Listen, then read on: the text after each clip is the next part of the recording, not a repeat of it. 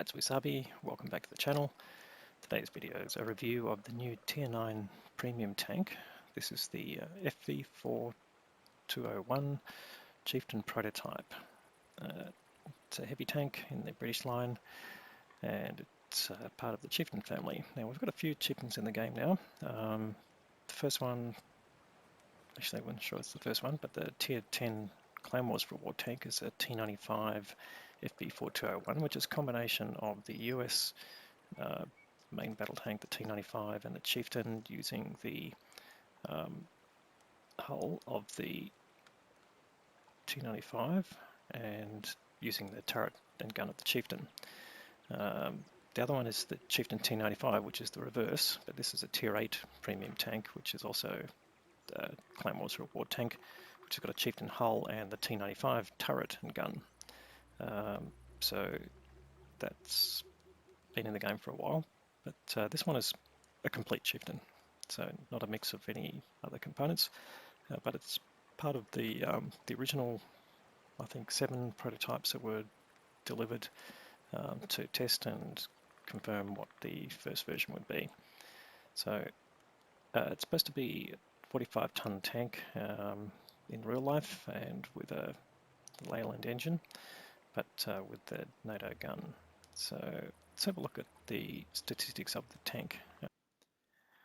Alright, we're going to show the stats in comparison to 2 other Tier 9 premium heavy tanks. The Strivk, the Swedish one, which was available during a marathon, and the Concept 1B, which you can only get through ranked battles.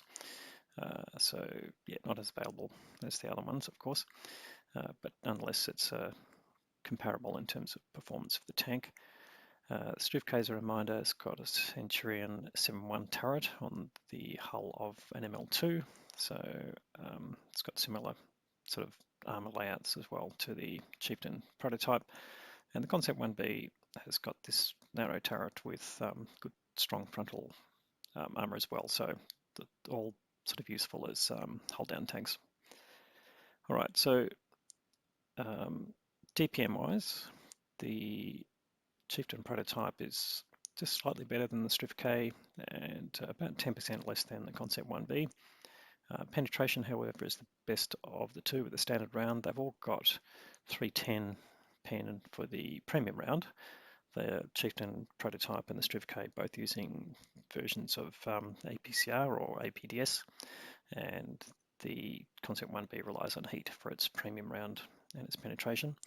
One other thing to mention is with the Chieftain prototype is that the HE round is actually a HESH round. It's got quite good penetration by itself, so you can get up to 500 damage from the HESH round, and the pen is something like 120 millimeters, which is pretty handy. So don't forget to use that against your lighter skinned vehicles. All right, what else can we have a look at? So DPM wise, yeah, 2000. It's not bad actually for standard. One other sort of annoyance is the caliber of the gun, although it's better than or higher than the Strivk, so it's not actually better. And the Concept 1B is 119, so it's a fraction under 120, which means any tanks with a turret roof of 40 millimeters you won't be able to overmatch with this gun, which is a bit unfortunate.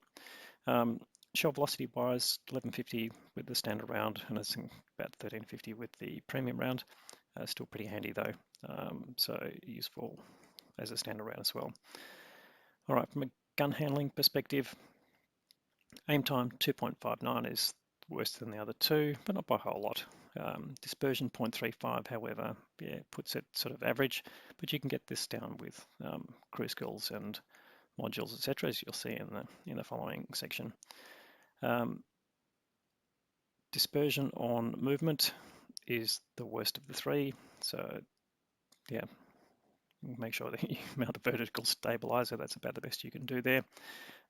And in terms of gun depression, they're all the same with 10 degrees gun depression, so excellent tanks for hull down. That's really all what that's adding up to. Mobility wise, slightly under the other two. Now you can rectify that with turbo, so certainly something to try out. I've been playing with different combinations, so the replay you'll see it's not using turbo, but does give you obviously an extra 3 kilometers an hour top speed, and similarly on reverse, so does bring it up to close to the Strift K as well.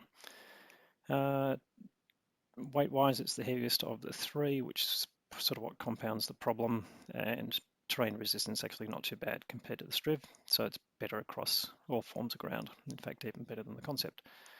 Turret traverse slower, and hull traverse is slower as well, but again, things that you can rectify with modules and cruise skills, etc. Now here we go, turret armor. So it's actually the best of the 3, 350. So this is what we're going to concentrate. Forget about the hull, think about the turret. It's going to be a hull down tank for the best part of its experience. So 350 is the strongest part, and if you have a look at tanks.gg in the armor layout, you'll see how bouncy that's going to be. 254 on the Striv K, and that's with a Centurion 7.1 turret, which is noted for being hard. So just think how good the turret is on the Chieftain prototype is going to be. And the Concept 1B, even though it's pretty good from a hold down perspective and frontal mantle, it's 250. It's still not as good as the Chieftain prototype. So you're certainly going to bounce more with the Proto than you are with the other 2. Health-wise, it's about the same. In fact, tanks.gg is a bit behind. I think it's 1860 as it is in game now. So that stat needs to be updated. And camo, yeah, not worth writing home about, but none of the others are as well. So not too spectacular. And view range, actually, the Striv K and the Concept 1B both 10 meters more, but 390 is nothing to sneeze at. Anyway, that's the standard tank. We'll go and have a look in Garage at what the modified stats look like. All right, so firstly, the crew, we've got Brothers in Arms fully kitted out in terms of view range for recon and situational awareness. All the the main skills there. Equipment-wise, we're running optics, and these are all bounty ones as well. So optics, vertical stabilizer, and gun rammer, and we're running food as well. So let's see how that turns out. So DPM's gone up to 2.5k, so that's putting it into a reasonable space, and we're getting dispersion down to 0.32, aim time down to 2.52. So you can see there, that's bringing into sort of good mid-range characteristics there. No other major changes there, but let's have a look at view range has gone up to 515, so yeah, you're going to get some excellent spotting for yourself. It's almost, it's medium tank territory there, although the concealment is pretty atrocious. But of course, we're not training these crews with camo. We haven't got any camo mounted. That's to give you a good view at the physical model, which actually I think is quite nice. It's a good 3D model. May not need any additional 3D skins. Every tank can use it with a bit of dressing up, but it's actually quite a nicely designed model as well. Not that that helps you when you're playing the tank. So over and all, I think you can do quite a bit with this. We've done all field mods on it as well, so that's all taken into account as well with those characteristics. So I guess the next thing is to go and look at some gameplay, and then we'll come back and look at how to get it and the overall recommendations. Right, got a battle on the Swing Coast map. We're in a tier 9, tier 10 battle, so we're bottom tier in that sense. Let's see how it goes. And we didn't talk much about the premium brand, so let's have a quick look at the characteristics of that. So standard damage, of course, is 400, but increases ping to 310 and increases shell velocity to 1350. Shot by a EVR who's gone through the lower plate and then taken fairly substantial damage from the arty, so he's paying the penalty for being spotted there. EVR running away, did do a blind shot there but didn't connect.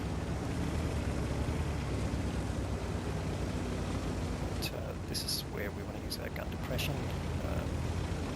on this hill, so plenty of opportunities here. We've got some targets on the other side of the map here, so we're just going to see if we can do some other damage before to confront anyone. So you can see there's Tier 9 TD, the CC1 Mark II, that's the new Tier 9 Italian TD. Noted for having pretty strong frontal armour, so we don't necessarily want to fight him, but you can see we're doing some damage there to the light tanks that are in the middle. And we're losing some of them, so just getting some good targets down on the front line. Put a shot into the EBR, giving him some taste of his own medicine, which is always nice. We are getting lit here, so we're going to be potentially getting another visit from Marty in a second.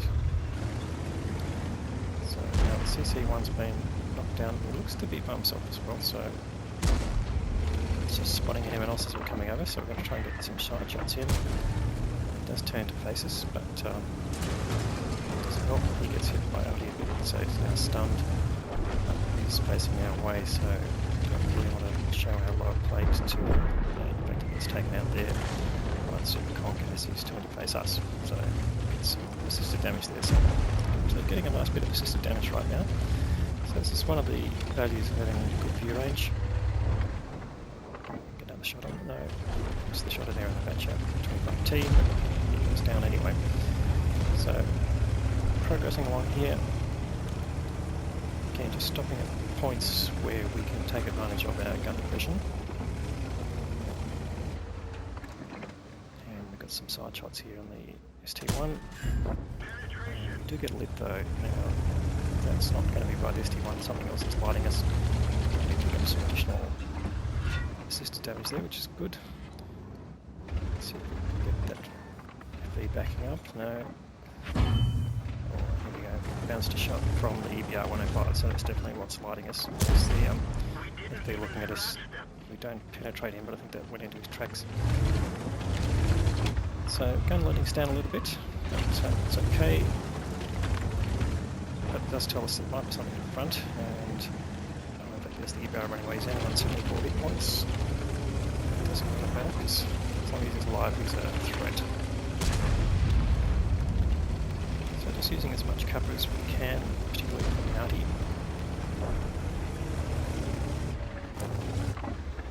Again, finding spots where we can use our hull down. Getting spotted, but we're also not spotting anything, so yeah, clearly has no. Now we're getting spotted, so again, it could be the EBR. But nothing's coming in terms of shots, so it's hard to tell. The enemy's folding now, so we've got 3 tier 10s, including the Arty, and 4 tier 9s.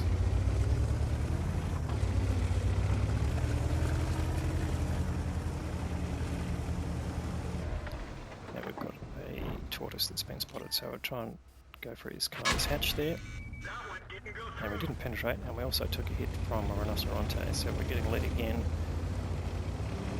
Is it the Rhino? I'm not really sure. Could be the Tortoise, of course. He's well within view range, so yeah, probably just waited a bit too long to try and aim there. And again, that's just a reflection of the aiming time. And here we get to use our gun depression again to put a nice shot into the Tortoise's commander's cupola. Just line him up again. You can see, again, I might have mentioned this previously, you can shoot through the rails, so I don't think that you have to get on top of the rails to be able to shoot. Tortoise not feeling happy. Doesn't have anything to shoot at. And we might get another shot in, which we do. And we've got quite a stack of assisted damage here now by lighting that target.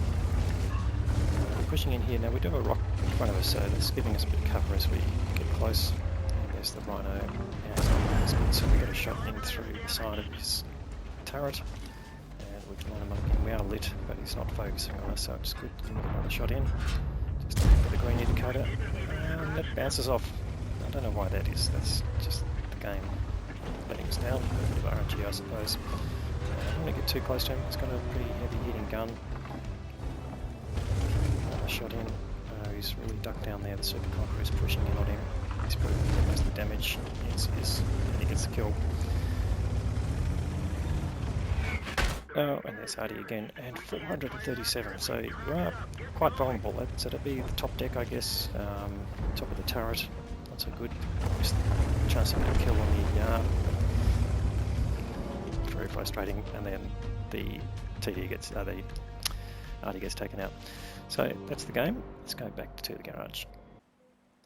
Alright, now getting this tank is going to be through the Waffenträger event. You'll have to earn engineer starters to basically get access to the rewards for the engineer's gate, and this is one of the rewards that you can get. Now you can get engineer starters by playing the Blitzträger of E1110, and that will earn you starters. And you can also get starters through the bundles in the premium shop. Now you get basically guaranteed rewards here. I'm not going to go into the Waffenträger event specifically. You can read this in the article, which I'll link in the description, but it's basically some standard rewards, credits, personal reserves, days of premium, training books, etc. There's some 2D styles you can earn, a couple of, well, 3 3D styles you can earn, and then most importantly, you've got the chance to earn these new premium tanks and also a range of more recent and older premium tanks as well. So there's a view of all the different things you can earn through the rewards and what their chance of winning is as well, so you can understand what number of gates that you might need to buy to get something. And one important thing is that for every 50 gates basically that you use, you're guaranteed to get a premium vehicle, but which one you get is going to come down to ones that you don't have in particular, and one of them might be the Chieftain Proto and the other one might be the KV4 KTDS, which we'll do a separate review for as the 2 new tanks in the game, but it could also be one of these other ones, and you won't guaranteed not to get one that you've already got basically. There is a reroll mechanism, so again won't go into that, but you can do that, and if you read the article further you get all the details on that. Alright, do you want this tank? Well, I guess, yeah, I mean, like if you get it, I think it'd be worthwhile tank to have. It's not going to be overpowered in the game, I don't think, although definitely be good hull down, but obviously you don't get that on every map, so it's going to balance out, I would think. It's not the most mobile tank, but yeah, I think it's reasonably balanced and worth it. But should you go and buy 150 crates to get the tank? Probably not, even though you're going to get rewards for doing that, and it's probably worth buying them overall. If you're spending the money, you're definitely going to get value for money, but do you want to spend that much money? That's really up to you. But otherwise, if you get the chance to get it and it lands in your lap, I think you'd be reasonably happy with it. So let's hope that that's how it works out for you. Anyway, hopefully you liked the video as well. If you did, please give it a thumbs up. If you haven't subscribed to the channel already, please consider doing that. We'll have more great content to follow. Thanks very much for watching.